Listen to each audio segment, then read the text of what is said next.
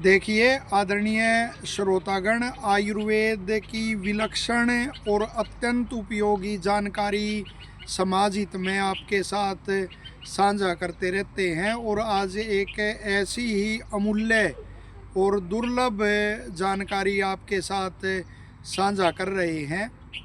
देखिए, जैसे संतान हर गृहस्थ चाहता है, उसके बाद विवाह के बाद के संतान उत्पन्न हो, और वो गृहस्थ धर्म में भी आता है। उसका प्रयोजन भी है कि एक अच्छी संतान समाज को देना।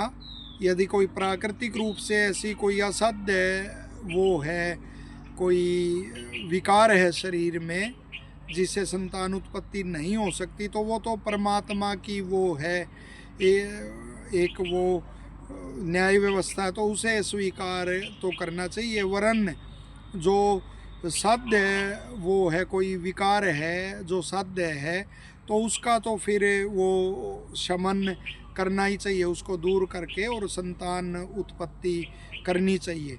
और शरीर से स्वस्थ संतान हो और एक सात्विक उसकी प्रकृति और वो, तो उसके भी वो नियम फिर दिए हुए हैं।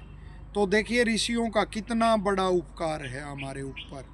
और पहले जैसे हमने बताया कि जब शास्त्रों का अध्ययन करते थे साधु लोग, और भी जो ज्ञान को चाहने वाले मनुष्य थे वो शास्त्रों का अध्ययन करते थे, तो तब ये ज्ञान सामान्य मनुष्य में भी फैला हुआ था।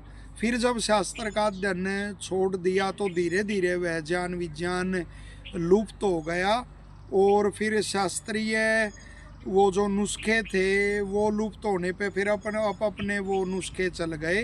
वरन जो ऋषियों की शैली होती है वह यह होती है कि वह सरल और अत्यंत उपयोगी होती है और सबको सुलभ भी होती है।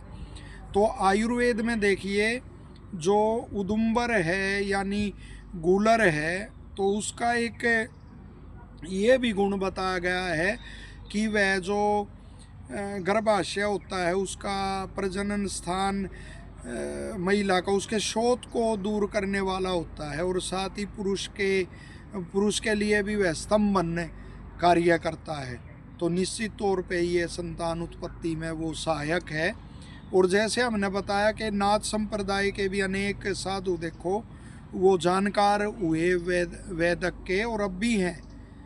लेकिन धीरे धीरे ये कहने में भी हमारे को कोई वो हिचक नहीं है कि वो स्वरूप अब नहीं रहा जैसे पहले शास्त्रीय होता था। और इसी तरह जैसे मैं ऋषि दयानंद का भी देखो, जो वैदिक परंपराओं को पुनर्जीवित करने वाले वो ऋषि हुए, तो वो भी वेदक के जानकार थे, क्योंकि वेद के जानकार थे, वेद से ही आयुर्वेद निकला है। तो उनके ग्रंथों में भी दुर्लभ जानकारी मिलती है। ऋषियों के ग्रंथों की किसी भी शब्द की उपेक्षा नहीं करनी चाहिए, क्या पता कहाँ कौन सी गूढ़ जानकारी मिल जाए। तो जो गर्भाधान विधि है संस्कार विधि में, वहाँ देखिए कितनी एक विलक्षण जानकारी वो देते हैं कि और उत्तम संतान के लिए कि जो उदुम्बर है यानी गूलर है, उसका ही काष्ठ का पात्र हो, तो उसमें दही डाल के, और काष्ठ का जो मथानी होती है, मंथन करते हैं जिससे, तो उससे ही उसको वो मथानी भी उससे बनाई जाए। काष्ठ जो है गूलर के काष्ठ से ही बनाई जाए, और फिर उससे उस दही को मत के वो निकाला जाए मक्खन। और साथ में कुछ औषधियों के भी उन्होंने नाम वहाँ दिए हैं कि वो औषधियाँ उसमें डालें, और फिर वो घृत जब निकलता है तो उसको उसमें खीर में डाल कर वो सेवन करें।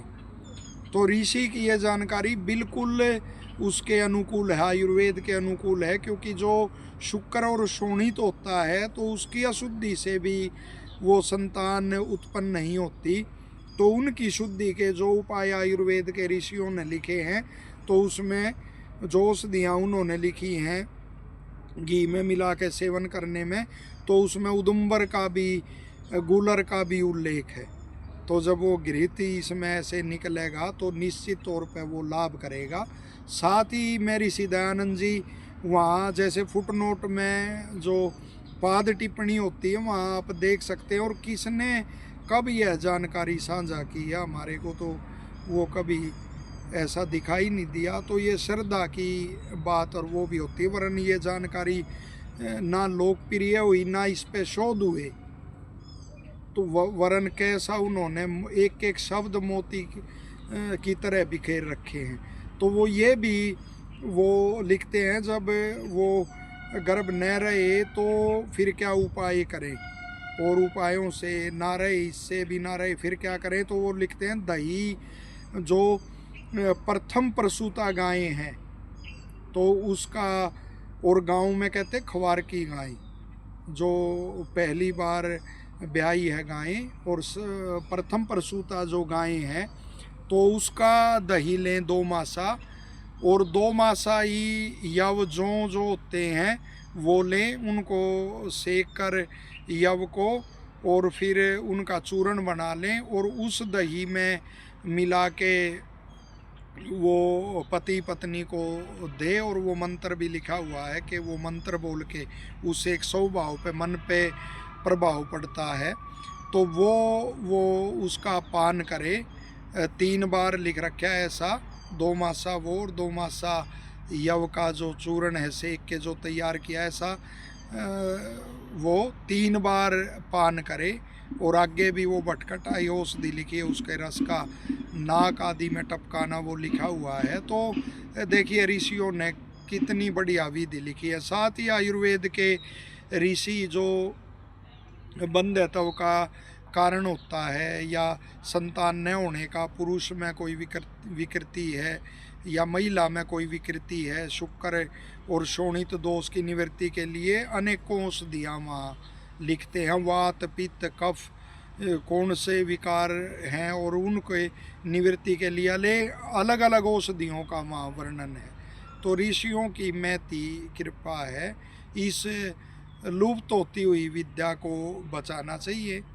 और हमने ये जैसे प्रकाश डाला इस विषय पे, कोई भी वेद पढ़ के इसको और उचित वो लेके जैसे दान रूप में वो लेते, वो धन भी कमा सकता है और यश भी कमा सकता है।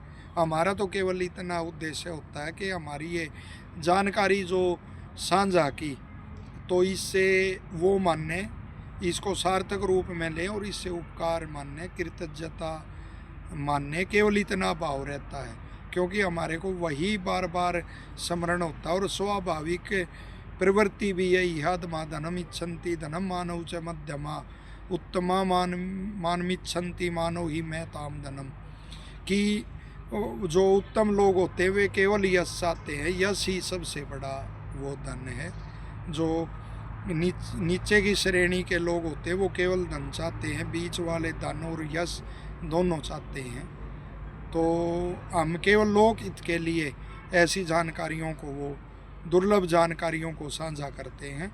आशा है जानकारी आपको उत्तम लगेगी और लोक हित में आप इसे ज़्यादा से ज़्यादा शेयर और साझा करेंगे। धन्यवाद। आप सभी स्वस्थ रहें, सुसंतान का आप निर्माण करें, एक अच्छे समाज के निर्माण में आप भागीदारी दें। सबको शुभकामनाएं। धन्यवाद।